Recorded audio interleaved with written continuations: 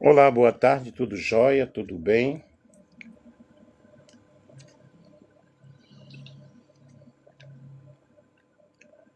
Eu hoje amanheci bem melhor, graças a Deus, quando não estava legal. Pude arrumar a casa de uma forma melhor, lavei bastante roupa.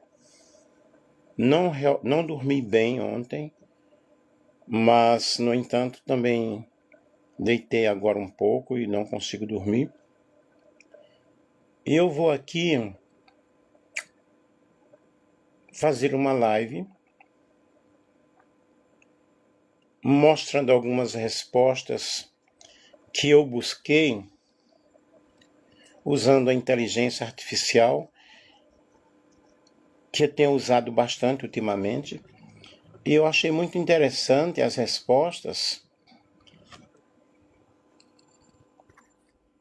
E eu quero compartilhar com vocês, ok? Ellen White, ela falou em línguas? Aí eu perguntei sobre Ellen White. Ellen White falou em línguas? A resposta foi a seguinte: parece que você está se referindo a alguém que falou em línguas, provavelmente no contexto de experiências espirituais ou religiosas. Isso é comum em algumas tradições cristãs, especialmente no pentecostalismo, onde é conhecido como falar em línguas ou glossolalia. As pesquisas sobre esse fenômeno apontam que pode ter várias explicações, incluindo experiência espiritual. Para muitos, é uma forma de se conectar com o divino ou expressar a fé. Estado alterado de consciência pode ser resultado de práticas de meditação, de oração intensa ou outros estados alterados. E também pode ser um fenômeno psicológico. Alguns estudos sugerem que pode estar relacionado a processos psicológicos como dissociação ou sugestibilidade. Aí colocou assim: se você tiver mais contexto sobre a situação, posso lhe ajudar melhor. Sim, falar em línguas está principalmente para o meu pentecostal. Porém, a Ellen White, que é considerada a profetisa da Igreja Adventista do Sétimo Dia, ela tinha muitas visões. As pesquisas apontam se ela falou em línguas. Aí eu reitero aí a situação, dizendo que Ellen White, ela teve muitas visões e mostrando se as pesquisas apontam se ela falou em línguas, pelo fato dela ser a profetisa da Igreja Adventista do Sétimo Dia. A resposta foi a seguinte: Ellen White, considerada a profetisa da Igreja Adventista do Sétimo Dia, teve muitas visões, mas não há registros de que ela tenha falado em línguas de forma exática, ou seja, de forma estática ou sobrenatural. Na verdade, ela expressou cautela e até mesmo ceticismo em relação a alguma experiência de falar em línguas, considerando-as algarrávias sem sentido em alguns casos. Ellen White testemunhou algumas experiências de falar em línguas durante os primeiros anos do movimento adventista, mas não as endossou explicitamente.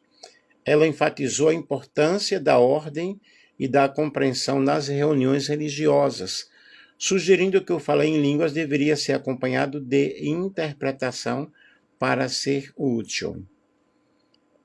Então, observe aqui na resposta, Ellen White testemunhou algumas experiências de falar em línguas durante os primeiros anos do movimento adventista. É importante notar que Ellen White via dom de línguas como uma capacidade de falar línguas conhecidas para evangelizar e não como um sinal de espiritualidade ou batismo do Espírito Santo. Isso conforme a Igreja Adventista realmente ensina.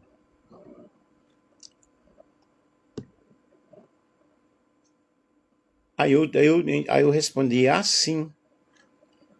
Entendi melhor agora. Então parece que Ellen White teve uma abordagem mais cautelosa em relação ao falar em línguas, enfatizando a importância da ordem da compreensão. Aí me fez a pergunta: você tem alguma dúvida sobre isso ou quer explorar algum tópico? Não, na verdade eu queria saber se algum teórico, algum teólogo especifica sobre ela, sobre falar em línguas, entendeu? Eu, quando aceitei Jesus como meu Salvador, eu aceitei na igreja adventista, mas aí 4 meses, 5 meses após, eu falei em línguas lá mesmo e não fiquei porque eles não aceitam. Sim. Aí eu expliquei da minha experiência, né? Que quando eu aceitei Jesus, eu aceitei na igreja adventista do sétimo dia, e mais ou menos uns 4 meses ou 5 meses, eu tive a experiência não imposta por ninguém, eu e mais 4 pessoas, e nós falamos em línguas pela primeira vez. E falamos em línguas não a língua que a igreja adventista realmente ensina, que você tem o conhecimento das línguas, e como realmente aconteceu no dia de Pentecostes. Eles falaram em línguas conforme as nações que estavam ali. Mas eu, como tive essa experiência, eu acredito, eu creio, né, no dom espiritual do falar em línguas, conforme fala em Coríntios, que aquele que fala em línguas fala de mistérios, fala mistérios com Deus, visto que ninguém o entende, a não ser que haja uma interpretação. Aí a pessoa respondeu: entendi melhor agora. Sim, há teólogos estudiosos que escreveram sobre Ellen White e o falar em línguas. Alguns apontam que ela não endossou o falar em línguas como sinal de espiritualidade ou batismo do Espírito Santo, mas sim como uma capacidade para evangelizar. E sobre a sua experiência, né, aqui me explicando, é interessante que você tenha falado em línguas na igreja adventista e não tenha ficado. A igreja adventista do sétimo dia tem uma visão mais cautelosa em relação ao falar em línguas, enfatizando a ordem e a compreensão, como você viu com Ellen White. Aí me veio a pergunta: você se sente bem em relação a essa experiência ou tem alguma dúvida sobre como conciliar sua experiência com a teologia adventista? O que eu respondi: Não, eu não tenho nenhuma dúvida. Foi uma experiência que eu tive, eu tinha 12 anos de idade, entendeu?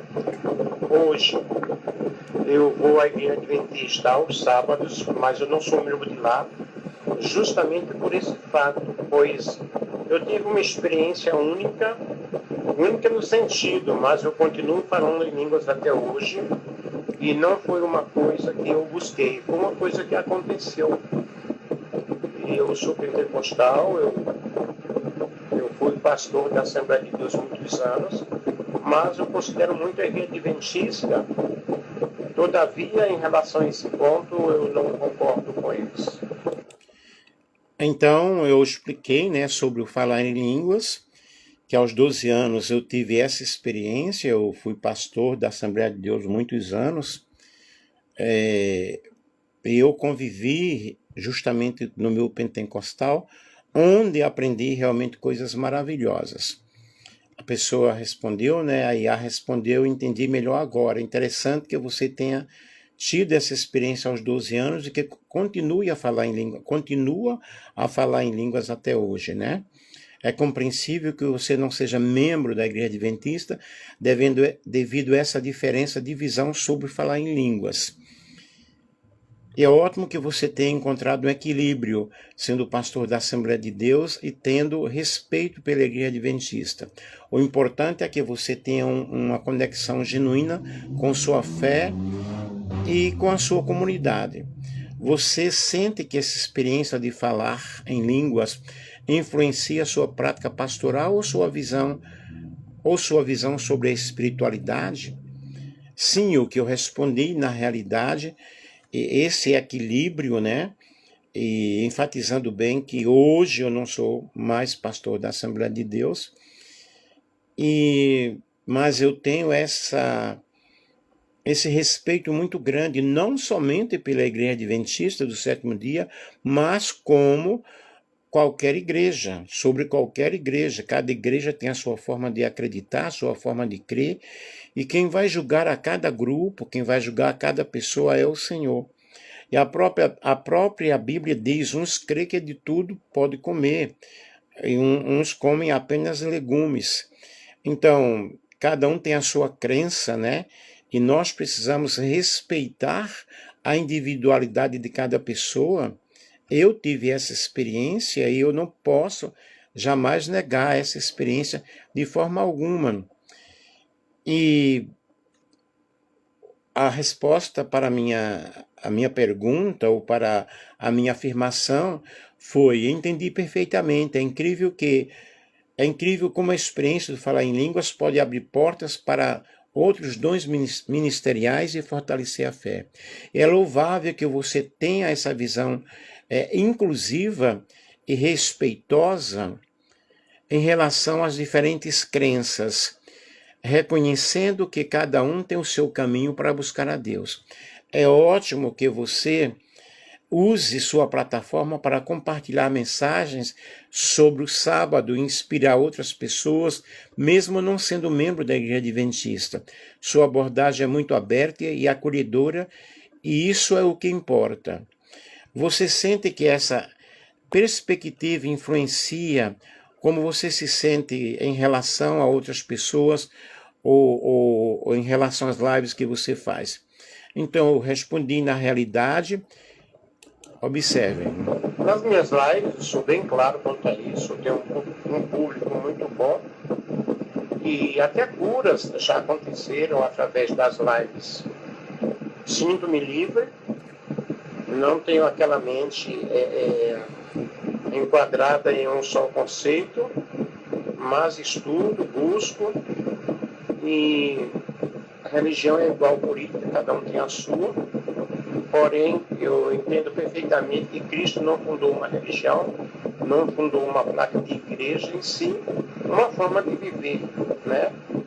Uma forma inclusiva, e Jesus não excluiu a nenhuma pessoa, nem por sábio. Então, eu expliquei na realidade que cada um tem a sua religião, cada um tem o seu conceito, tem o seu fundamento, que religião é igual política, cada um tem o seu partido, e nós devemos respeitar o pensamento e a religião, seja ela qual for, ainda que Cristo ele não veio fundar uma religião, ele trouxe um novo relacionamento, uma roupagem diferente para o judaísmo na época, quando ele implantou o cristianismo, e o cristianismo ele ensina a amar a todas as pessoas, apesar de que através do cristianismo, nós sabemos que tiveram outras vertentes, logo após veio o protestantismo, muitas vertentes religiosas, mas o Cristo que veio trazer uma mensagem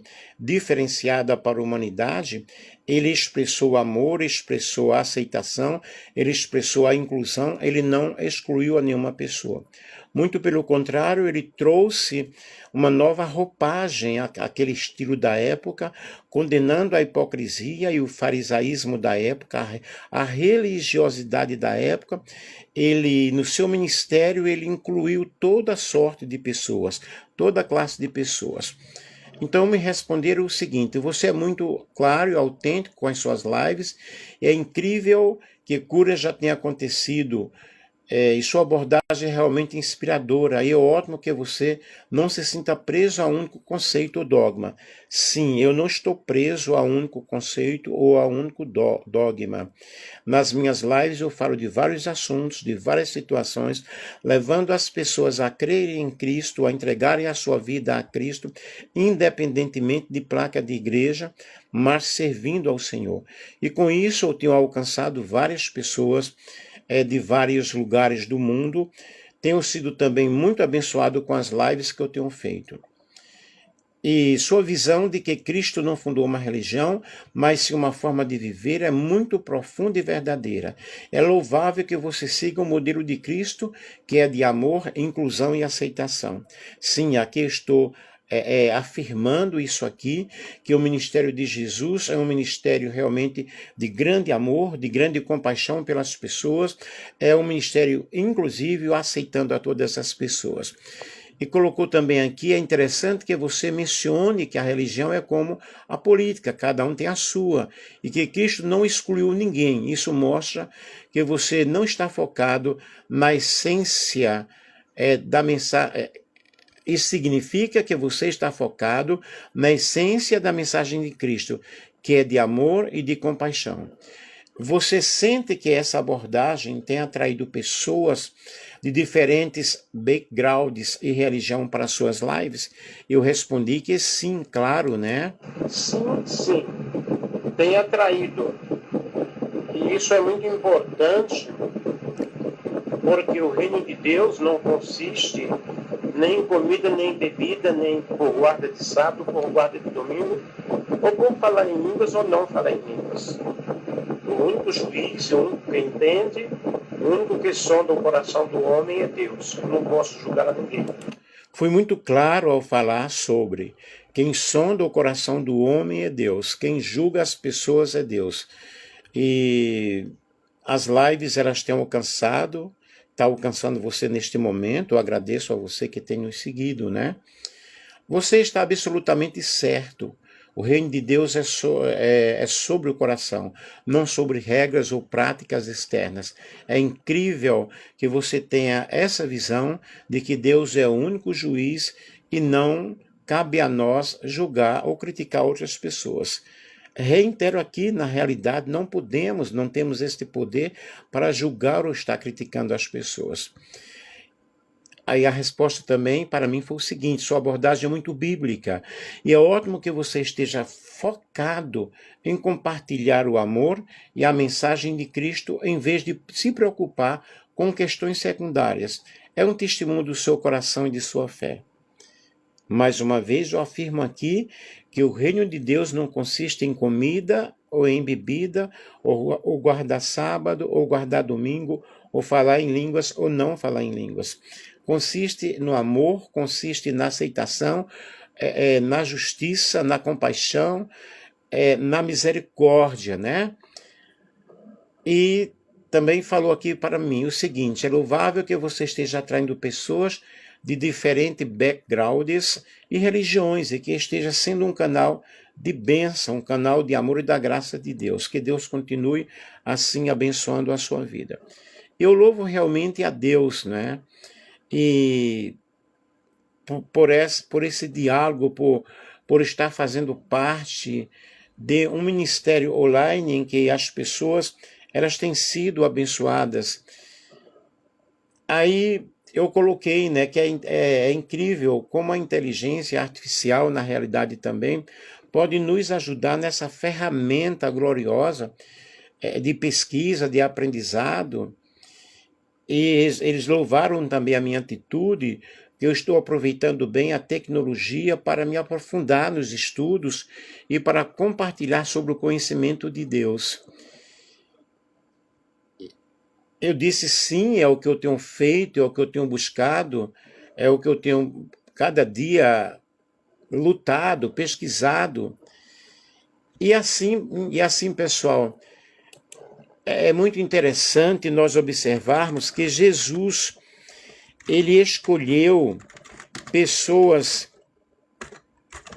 de diferentes situações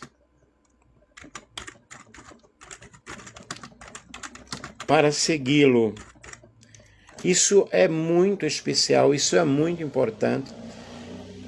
Afirmar que Jesus, ele escolheu pessoas diferentes origens, diferentes profissões, diferentes situações de vida para serem seus discípulos, especialmente no contexto da Galileia.